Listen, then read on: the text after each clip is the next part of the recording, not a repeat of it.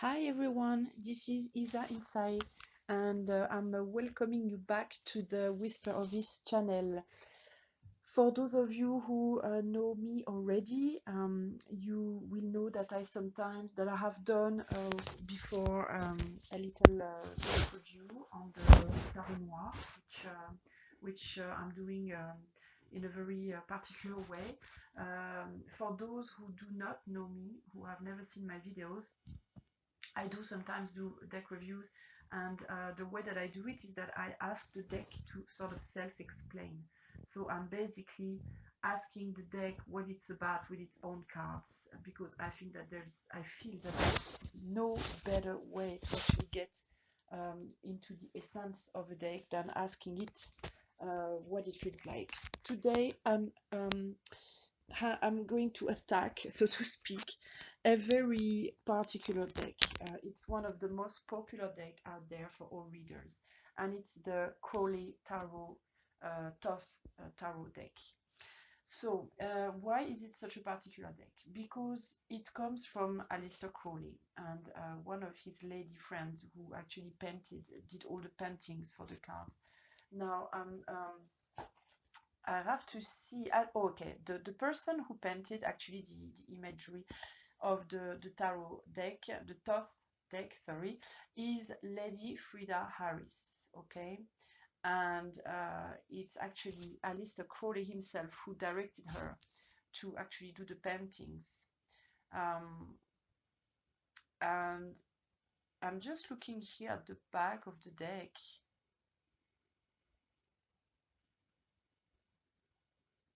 So I'm going to read you real quick what it says, okay? It says, the Thoth deck, it's in French, so bear with me, I have to translate, was painted by Lady Frida Harris, who was born in 1877 and died in 1962, under the direction of the famous occultist Aleister Crowley, born in 1875 and died in 1947. Although Lady Harris knew only very little about the tarot and their symbols, she integrated with a high sensitivity all of the finesse of in her paintings. The numerous cards were painted in more than one way, in more than one version, before they finally were approbated by Crowley.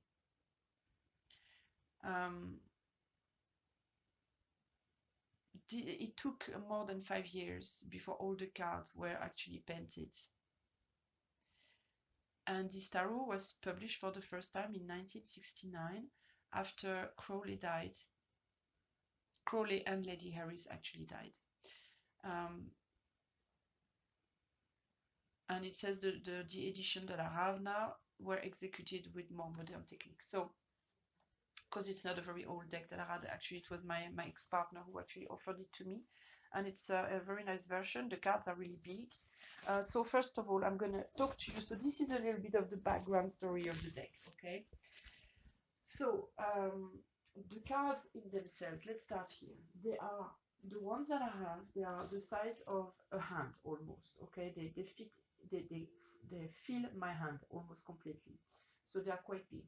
They are very, very beautiful. The paintings and the colors and the symbolic is quite amazing, I must say.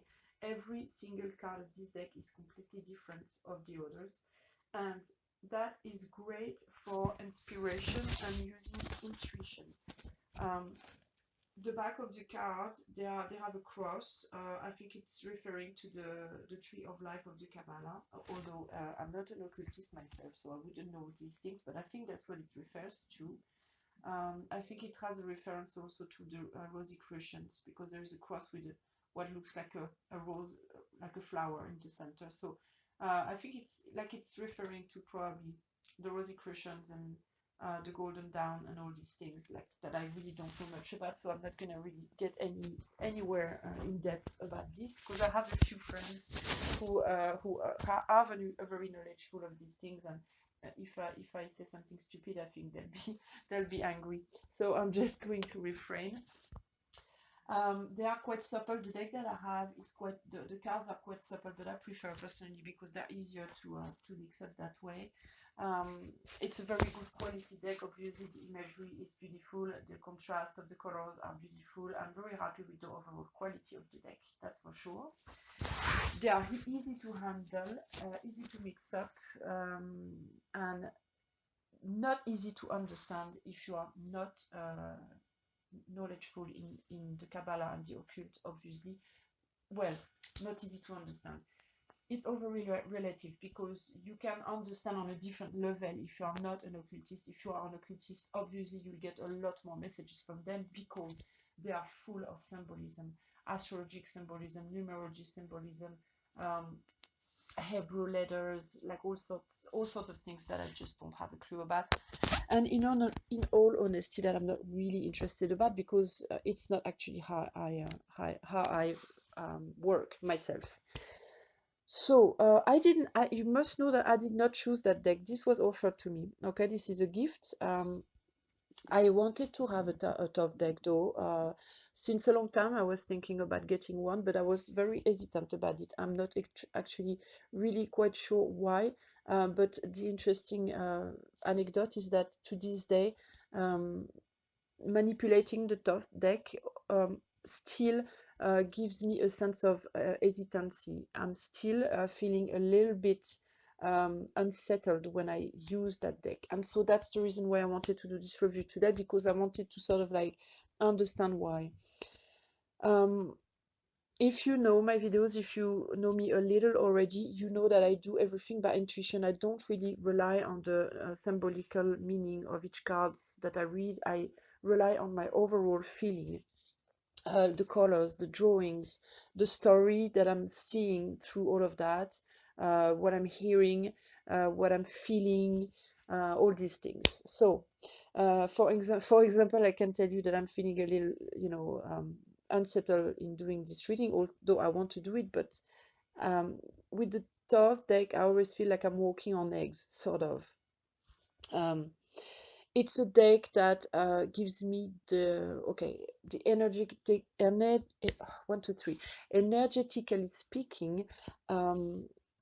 When I think Thoth tarot deck, I think Aquarius. I'm not too sure why. It's just the sign that comes to me when I think of it. I see blue and I see Aquarius and I see air. um, I see an unsettled energy. I'm seeing an energy that goes right and left, back and forth, back and forth. It's not something, I don't have a feeling of grounded energy like I did for the Black Tarot. The Black Tarot was very much an earth deck in its color, in its feel, in its imagery, and in its overall energy. It was very grounded, very earthy, very solid, very structured, there was a form of severity. Here I'm feeling a lot of air. I'm feeling a lot of ethereal, something that you cannot grasp, that you cannot hold, that you cannot keep, that you have to sort of like contemplate in a fleeting manner, like it passes in front of you and you just have time to get a glimpse and then it's gone. The Thoth Tarot gives me that feeling, and that's why I'm getting chills when I'm speaking about this tarot deck. It's crazy. I have chills all over. It's mad. The tarot deck for me is like air. It's a tarot that is very hard to grasp because it's fleeting. It's not, this energy is not an energy that can be contained. Let's put it that way. I'm not sensing something heavy about it, but I'm sensing something very fleeting. So it's hard to, I have a hard time to trust it completely. When I do a reading with the Thoth deck, I'm always unsettled. I'm always like, is this really what it's about? Is it really saying what I'm thinking that it's saying, or does it say something else? And I get why. It's because Crowley was all about, I don't know much about him, but I know one thing is like he was all about the as above, so below. Okay, like everything has an opposite side. No matter what you think about, no matter what you look at, no matter what you consider, any idea has an opposite, equal idea. So in that sense, it's impossible to grasp that deck. but at the same time, I can grasp a little bit of its energy. So what I've done is I've done a little reading, which you're seeing now. I was very instinctive on how I did this. I decided to pull 8 cards from the deck, and then to pull 4 runes to sort of like give me a line. My runes are always a very good guide to me. So I got the first card on the top left is the card, the 3 of Wands, which is virtue. On the right there is the Hermit. Again, on the right you have the 4 of Pentacles, which is power. On the right again you have the Prince of Cups. Underneath left you have the 6 of Cups, which is pleasure. On its right you have the Knight of Wands. On the right you have the Sun, and on the right again you have the 6 of Pentacles, which is success. Underneath you have the 4 runes. You have Ter on the left, Man, Lagu, and Gebo. So what am I getting here? Okay, when I first laid the cards and I took the two first cards, which were the Virtue and the Hermit, what I heard was the Hermit's virtue. Okay, I it's the first thing that came to me. I have no clue why, but I'm seeing here what I got through that is basically that it's a deck that is particularly good for people who like to self-investigate on their own. It's a deck, I think, that is particularly good and turned towards internal work. It's not really, I don't feel that it's the best deck to use to read the future. Like, oh, okay, are you gonna find a lover next month or whatever? Not saying that it can't be used for that, but it's not. I think that it's what I'm sensing is that it's a deck that is going to be very sincere with you if you use it to work on yourself, and it might not be so sincere if you use it to work on other things that would be considered as maybe more not trivial. Well, how would you say, trivial, light, so to speak. It can have a little bit of a trickster energy when it comes to future predictions and things like that. I think that it will not have the trickster energy if you use it for self-work. Like, for example, if you feel at a moment in your life where you feel bad and you would like to ask the deck, like, what is it you're doing wrong? How could you better yourself and things like that? I think it will be extremely honest. It's the Hermit card here is strong for me, and I think that it's a deck that is mainly done for self-work. At least the purpose was there. Probably meditation. The Hermit is very much a card of meditation and finding one's way in life. The virtue of the Hermit's virtue, what I'm hearing is that what I'm hearing here, sorry, my English is horrible today for some reason, I don't know why. I'm trembling while I'm doing this. That's strange. Like, I feel like my teeth are gonna like clack or something. It's really weird. What I'm feeling with this is that the Hermit's virtue, that phrase that I heard, I think that it's going to basically reflect the deepest the deepest essence of your being. It's not gonna lie in the sense that it will not bullshit you. If you are somebody who is more turned on the light, it will reflect that. If you are somebody who is more turned towards the darkness in life, it will reflect that also. What I'm hearing here is that you decide what virtue is, basically. You decide what your own virtue is. It's not, the deck isn't gonna tell you you should go this or that way. You are the master, and the deck is there basically to show you things, but with your own eyes. It's not going to change your set of eyes. It's going to keep your own eyes and show you things with the eyes that you have, basically. I don't know if that's very clear, but that's what I'm getting. It's also a deck that will challenge. I'm seeing here with the pleasure underneath. It's also a deck that is going to challenge very much your idea of virtue and pleasure, your idea of right and wrong, good and bad, what is acceptable, what isn't. In that sense, it's a deck also with the, you see the Knight of Wands right underneath the Hermit. What I'm getting here is that um, the Hermit is usually, we see a Hermit as somebody very quiet, very calm, very composed, very much in how do you say, in control of themselves. And underneath you have this very fiery, wild Knight of Wands in opposition again to that. It's funny this year how you have virtue on top and pleasures in the bottom, and then you have the Hermit, and then you have the Knight of Wands. It's very much like a again, as above as above so below deck, like a yin yang. This idea of duality is again very very present here. um, and the interesting thing also on that Hermit card, which reflects that Knight of Wands, is that this Hermit there, this particular picture, he's not looking at his own lights. Um, it's like he's lighting the way, but in a way that is so different, that is so, how would you say, groundbreaking somehow, that it's almost scary to look at in a way.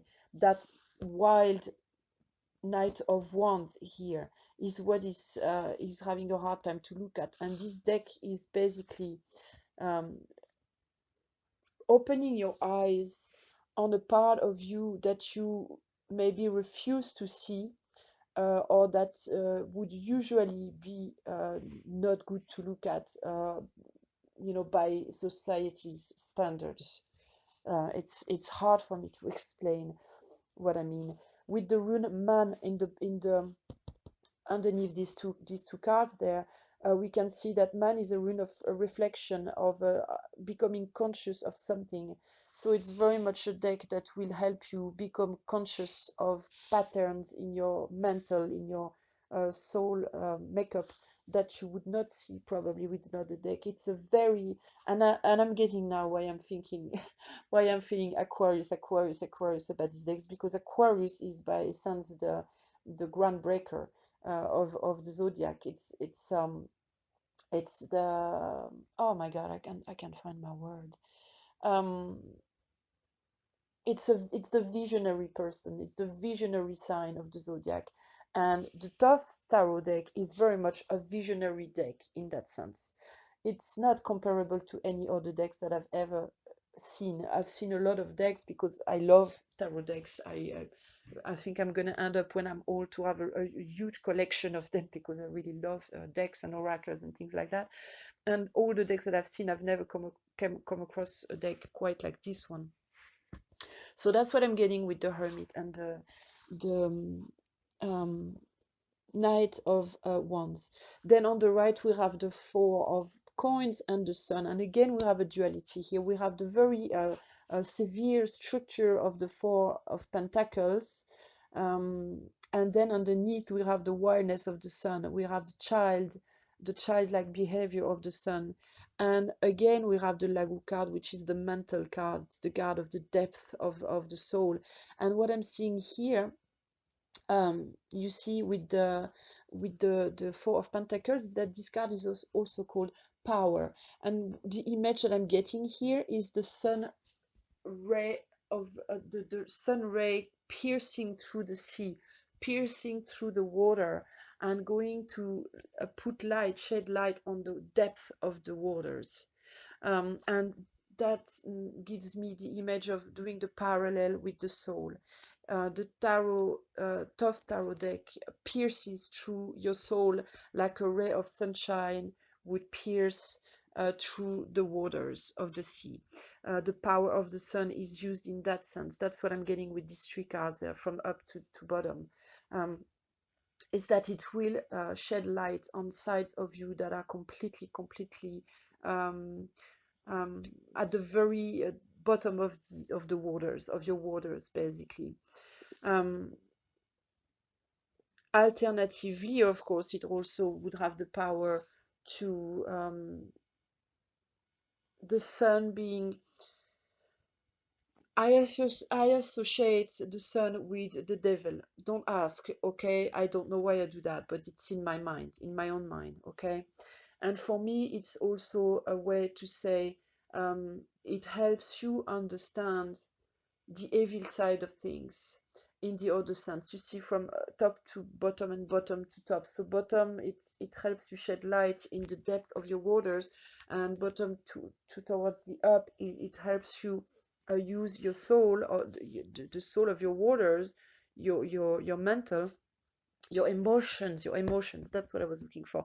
It helps you use your emotions to understand the heat of the sun, to understand the heat of um, well, everything that's hot, like the hell, and it's fire basically.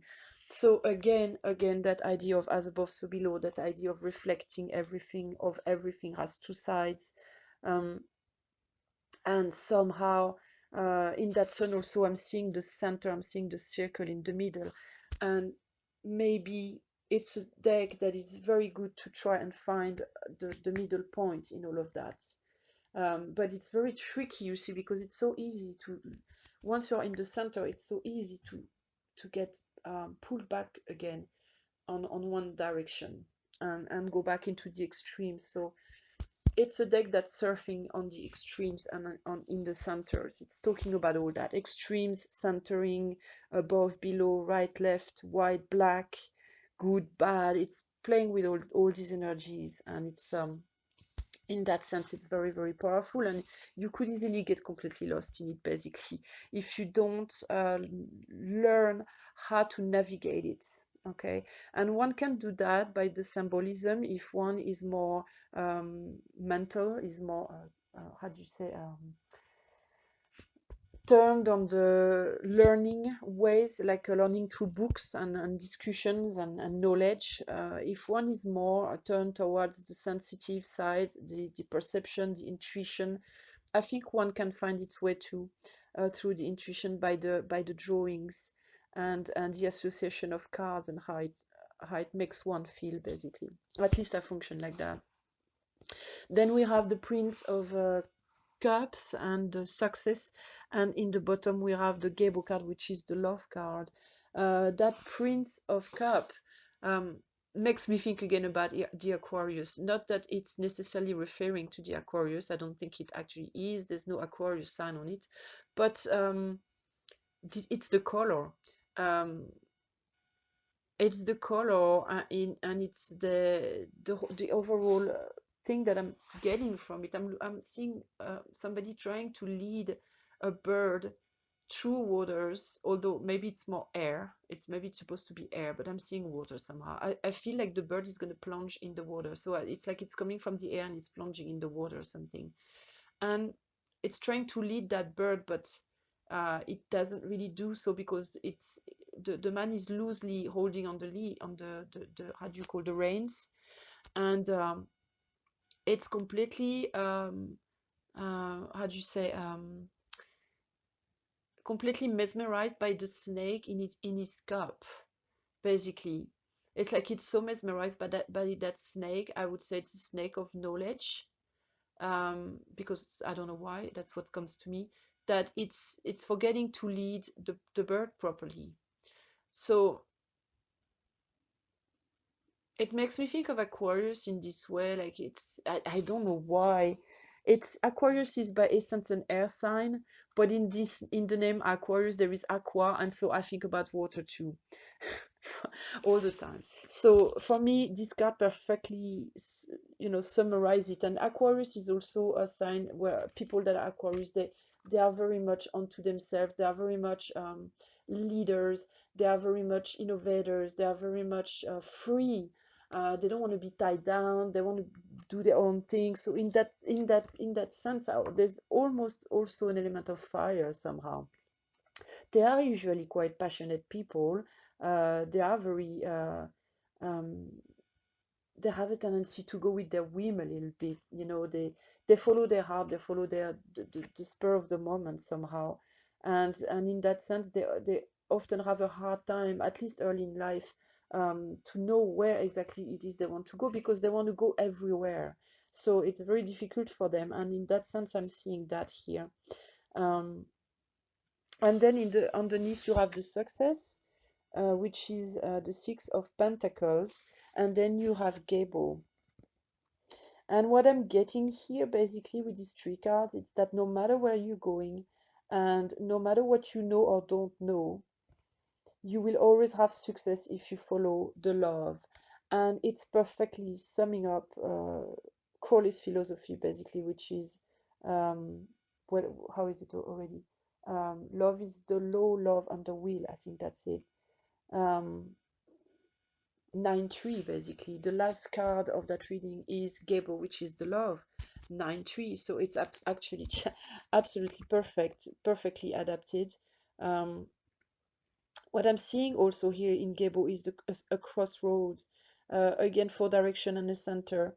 I'm seeing that also on the Six of Pentacles. You know, 1, 2, 3, 6 directions and a center. 5 directions, 6 directions, 11 directions, so many directions, and everything in between. An infinity of direction and a center. And to me, it really says, if you keep centered, if you manage to stay in the center, you will be able to look equally at every direction.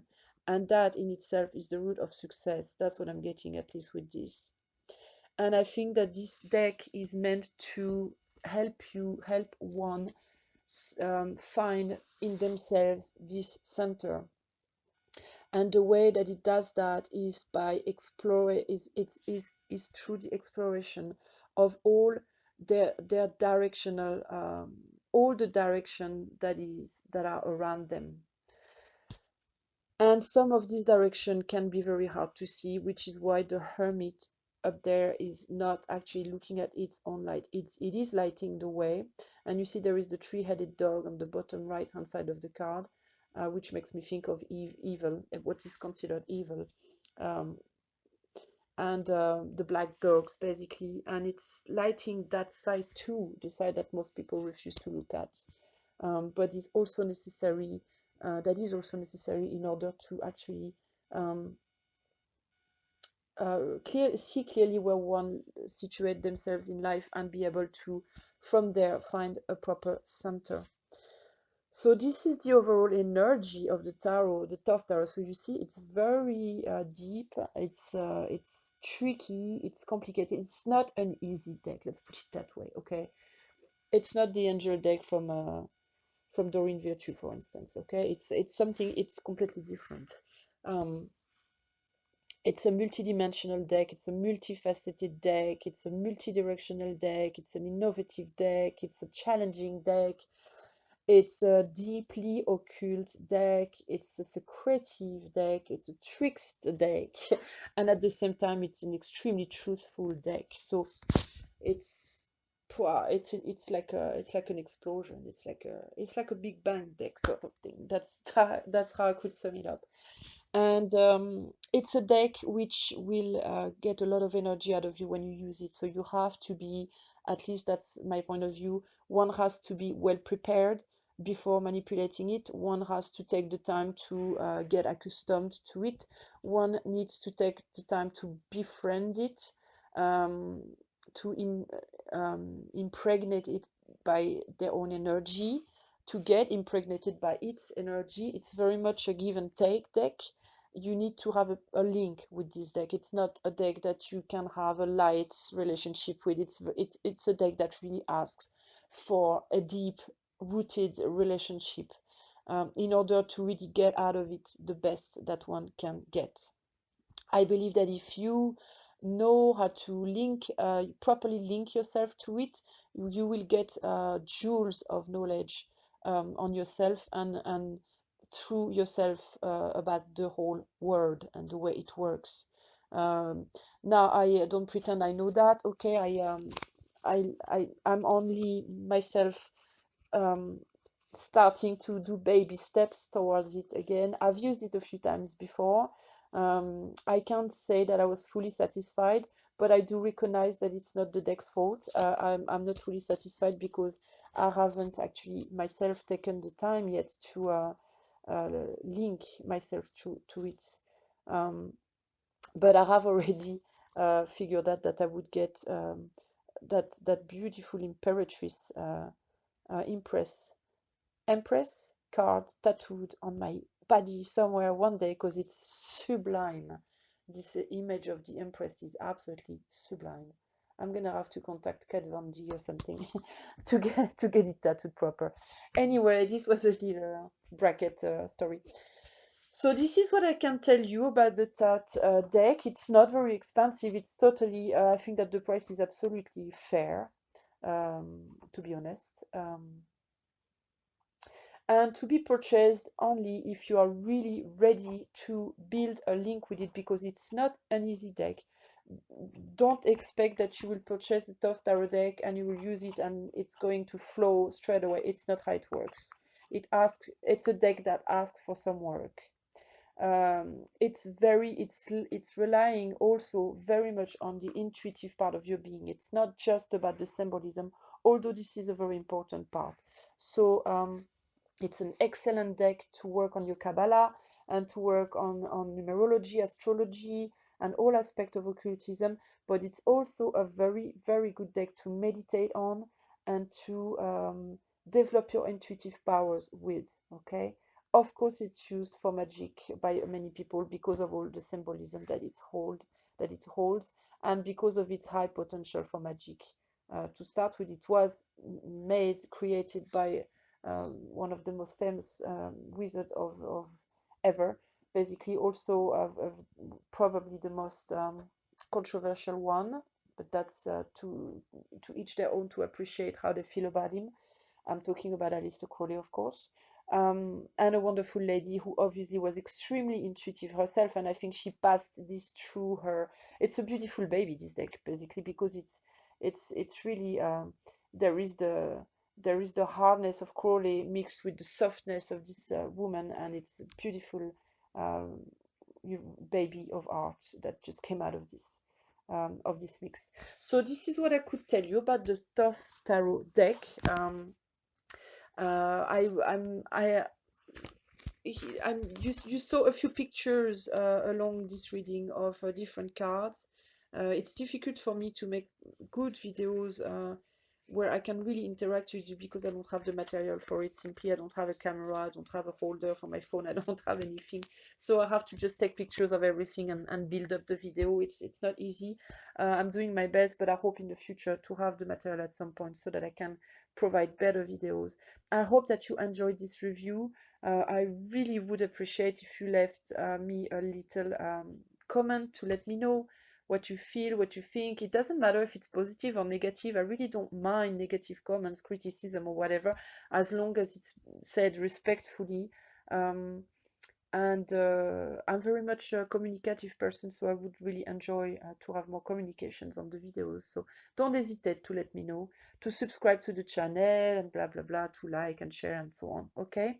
And if you would like a private reading, I do offer private readings. The way that it's going to work is that the energy exchange that I'm asking against a reading is basically a donation of your choice through my PayPal donation pot, so to speak.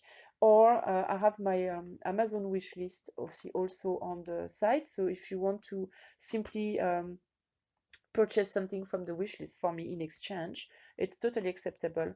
A bit like paying the doctor with chickens, sort of thing.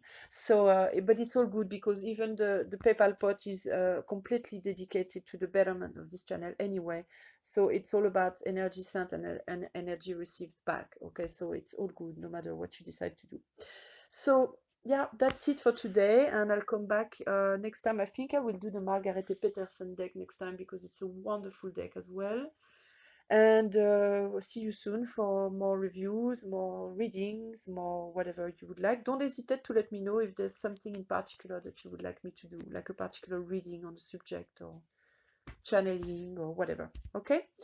Much love to you, boys and girls. Take good care of yourselves, and for whoever enjoyed this reading, do purchase the Thoth Tarot deck. It's a wonderful deck. Love you. Bye bye. 9-3.